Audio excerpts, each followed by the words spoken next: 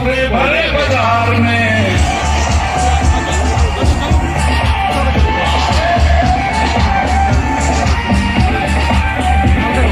बिहारी का राज हमारा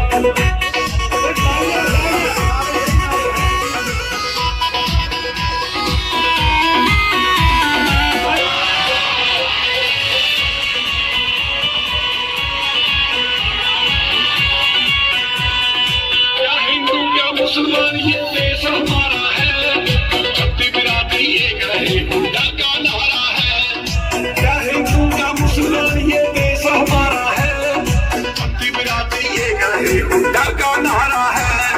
जात पात के चक्कर में, जात पात के चक्कर में खत्तर हो जाएगा।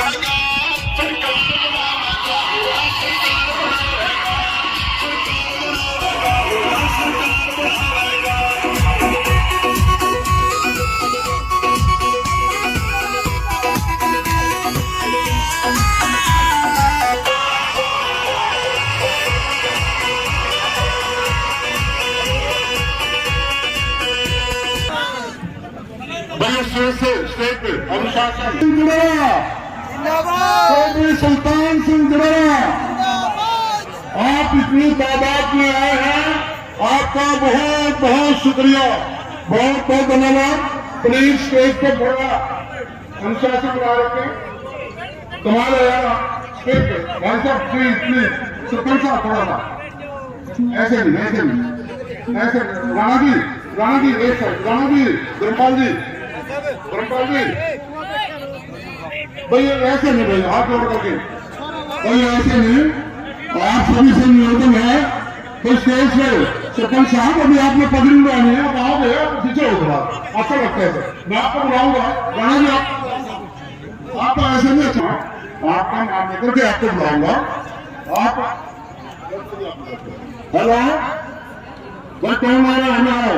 चौधरी भूपेंद्र, हरियाणा का शेर दीपेंद्र हुड्डा, कांग्रेस पार्टी।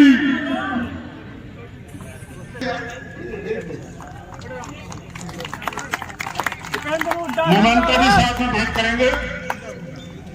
गौशाला जो कमेटी है फल्गु ऋषि की, महिपाल राणा, धर्मपाल राणा, कुलदीप और महेंद्र राणा और सभी धर्मपाल सरपंच सभी साथी गौशाला कमेटी की तरफ से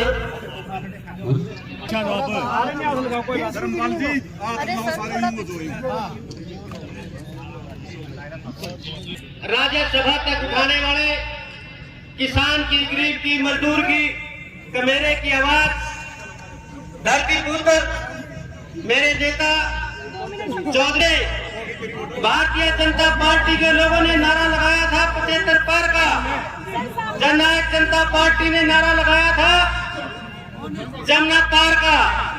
जब नतीजे आए जमुना पार, खेती देखता भी हूँ और मैं महसूस करता हूँ कि इस राज्य में सबसे ज्यादा दुखी है किसान।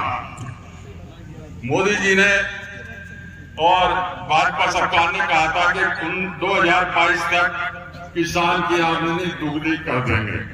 पहलवान है वीरेंद्र यादव, जो वीरेंद्र यादव पहलवान है, उनकी मैं समझता हूँ डेफ एंड डम में आज तक के देश के सर्वश्रेष्ठ पहलवान हुए हैं। आज उन्होंने भी अपना पद्मश्री की बात की। कल जो बजरंग पुनिया है, जो आज तक के देश के बड़े पहलवानों में से एक, पदक विजेता पहलवानों में से एक रहे हैं, ओलंपिक में भी और उन्होंने कल अपना पद्मश्री वापस किया है। साक्षी मलिक जो आज तक की इकलौती हमारी मेडल विनर महिला ओलंपिक विजेता उन्होंने भी संन्यास की घोषणा करी। ये सारे संकेत जो है ये खेल जगत के लिए अच्छे संकेत नहीं है, ये देश की प्रतिष्ठा के लिए अच्छे संकेत नहीं है, और ये महिला सम्मान के लिए भी अच्छा संकेत नहीं है। ये बेटी बचाओ बेटी पढ़ाओ का नारा और खेलो इंडिया का नारा, उन दोनों नारों के लिए भी ये कोई शुभ संकेत नहीं है। जो ये सारी आज भी जैसे मैंने अभी यहाँ पहुँचने से पहले उसमें पढ़ा मैंने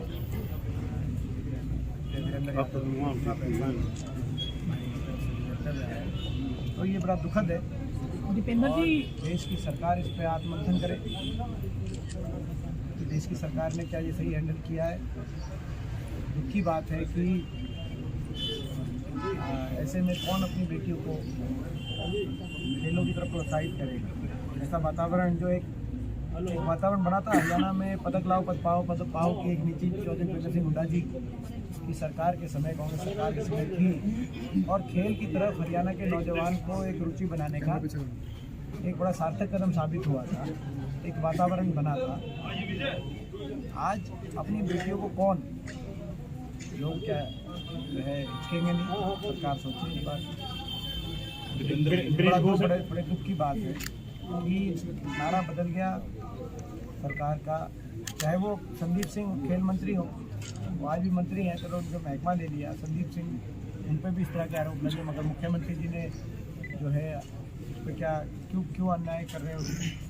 एक निष्पक्ष जांच की बात करी गई थी, निष्पक्ष जांच जब तक कोई सत्ता में हो और सरकारी कहे कि इनको नहीं हटाएंगे तो यानी कि आपने क्लीन चिट तो देगी, फिर जांच अधिकारी क्यों आगे कार्रवाई करें। तो वहाँ से लेकर और इस मामले तक सारे जो है बड़े दुर्भाग्यपूर्ण घटना।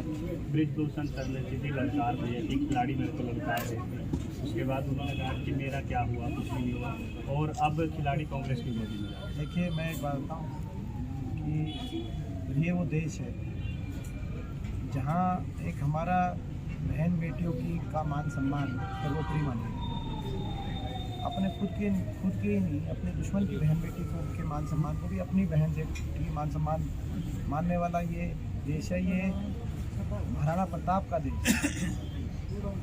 जिसमें बहन बेटी की मान सम्मान के को सर्वोपरि मानकर और जो है अपने साम्राज्य को दांव पे लगाने वाला महाराणा प्रताप का, शिवराज चौहान का ये देश है। तो इस देश की महाभारत का ये देश है, यहाँ महाभारत का युद्ध इस बात पे तो ये न्याय दिलाने की जिम्मेदारी सरकार की है। केवल कोई बीजेपी का कोई मंत्री हो, हरियाणा में खेल मंत्री हो, कोई बीजेपी का सांसद हो, इस वजह से सरकार अगर निष्पक्ष जांच ना करवाए, न्याय ना दिलवाए, और तो ये उसके बाद अभी जो परिस्थिति बनी है तो मैं समझता हूँ कि बहुत दुखद। विधायक लीलाराम ने कहा कि बजरंग पुनिया ने एक मेडल जीत लिया, क्या देश को मोड़ेगा?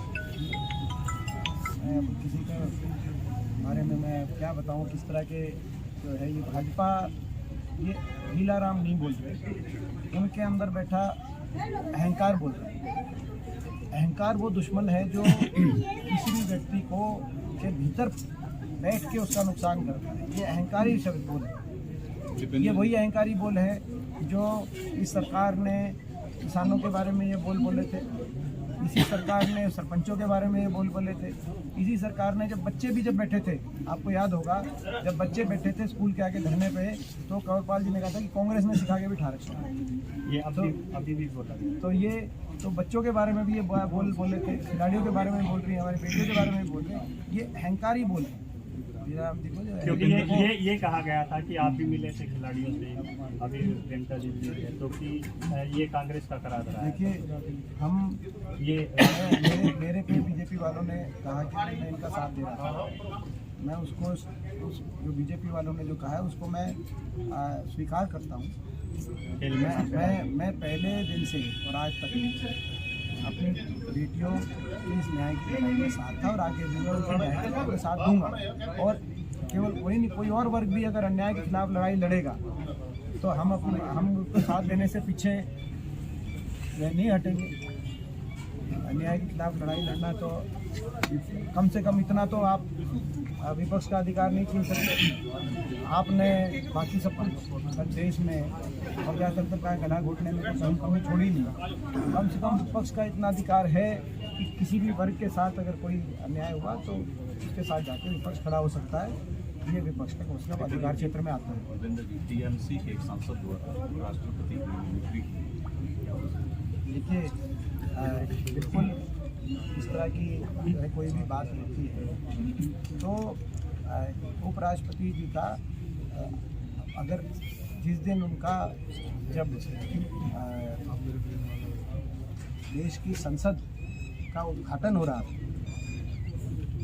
देश की संसद में अगर कोई तस्वीर भी लगती है तो उनको निमंत्रण राष्ट्रपति और स्पीकर लोकसभा में मौजूद रहते हैं। लेकिन देश की संसद में जब उद्घाटन हो रहा और प्रधानमंत्री जी द्वारा उन दोनों को निमंत्रण नहीं दिया गया, वो संवैधानिक अपमान, वो एक संवैधानिक अपमान था जो आज तक के इतिहास में पहली बार। और जो है बाकी कोई सांसद अपने किसी जो है पूरा अपने गृह कार्य से अगर किसी का करता है तो वो जो है उसकी जवाबदेही बनती है उस सांसद की। तो सबका आपस में मान सम्मान रख के सुल्तान जोड़ाले जी की अध्यक्षता में आज कार्यक्रम किया गया, हाथ से हाथ जोड़ो, क्या कुछ कहना चाहेंगे? मैं बधाई देना चाहता हूँ सुल्तान सिंह जोड़ाला जी को। मैं धन्यवाद करना चाहता हूँ सरल गाँव वासियों का, पंडरी वासियों का, कि जो आज एक बहुत ही एक अच्छा जो एक कार्यक्रम यहाँ पर, और मैं समझता हूँ कितने घंटे देरी से 4-5 घंटे देरी से प्रोग्राम चला है और उसके बावजूद जो है, और मैं आपका भी धन्यवाद करना चाहेंगे क्योंकि आप लोगों का जो है आप एक निष्पक्ष जो है पत्रकारिता का आप एक उदाहरण हैं पुंडरी की मीडिया। तो इसीलिए आप लोगों ने आज हमारा यहाँ पे, नहीं तो मैं समझता हूँ तो सुल्तान सिंह जी को बहुत बहुत हम बधाई देंगे। उन्होंने बड़ी मेहनत से कार्यक्रम कराया, ये हमारे पुराने साथी रहे हैं और आज के सफल कार्यक्रम से कांग्रेस पार्टी को मैं समझता हूँ कि और मजबूती प्रदान करने का सुल्तान सिंह जी और इनकी पूरी टीम एक बहुत अच्छा एक योगदान। इस कार्यक्रम को लेकर सुल्तान जी को 10 में से 10 कितने नंबर देंगे? जितने आप दोगे उतने हमारा इसमें प्रोग्राम में पूरे नंबर है, प्रोग्राम में पूरे नंबर है, कोई नंबर कोई हमें काट नहीं। देवेंद्र जी, हरियाणा गुरुद्वारा प्रबंधक कमेटी जो हुड्डा साहब ने बनाई थी, उसमें अब कैथल में क्या हुआ, वो पुरानी कमेटी तोड़ के जो नई कमेटी बनाई गई उसमें नए वोट बनाए गए थे, उसमें ऐसे वोट बना दिए गए फर्जी जो सिख नहीं, नॉन सिख के, जिसमें कैलाश भगत जी भी मेंबर बना दिए हैं, उनका जो नौकर है नेपाली वो भी बना दिया गया, मंडी का प्रधान है बना दिया है, लेकिन उसके रूल के अनुसार गलत है। ये सिर्फ उसमें कल उन्होंने प्रोटेस्ट भी किया था। लगता नहीं कि इतनी बड़ी कोई गलती हुआ है, लेकिन सरकारी वेबसाइट पे हुआ है, डिक्की को मैंने दिया था जी अभी एक बार में थोड़ा सा ये बड़ा सेंसिटिव और ये बड़ा मेजर इशू सर। दीपेंद्र जी, दुष्यंत चौटाला ने भी सीधा जो है भूपेंद्र सिंह हुड्डा के बारे में सरेआम कहा है, क्या कुछ कहें? दुष्यंत चौटाला ने कहा है सर भूपेंद्र जी के लिए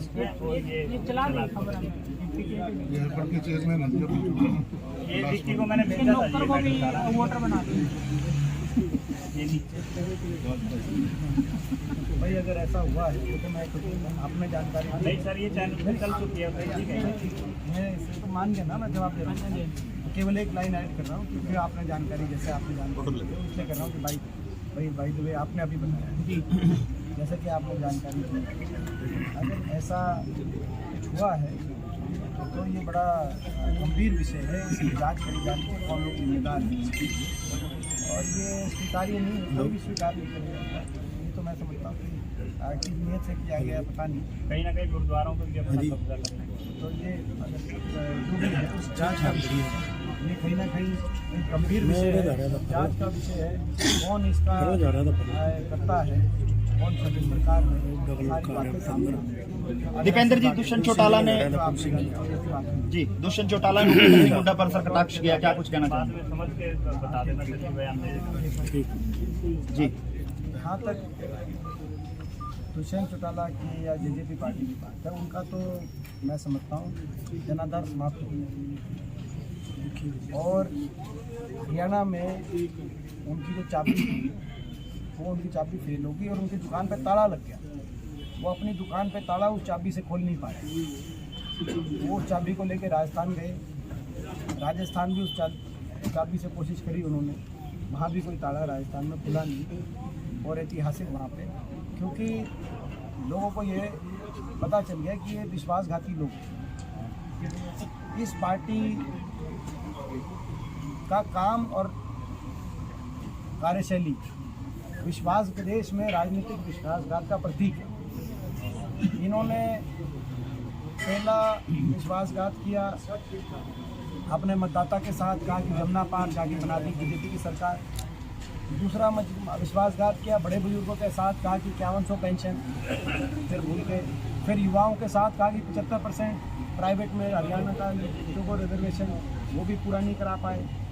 जो पिछली बार मैं आया था तो वो ये बात आई थी, आप लोगों ने बाइट ली थी इस पर।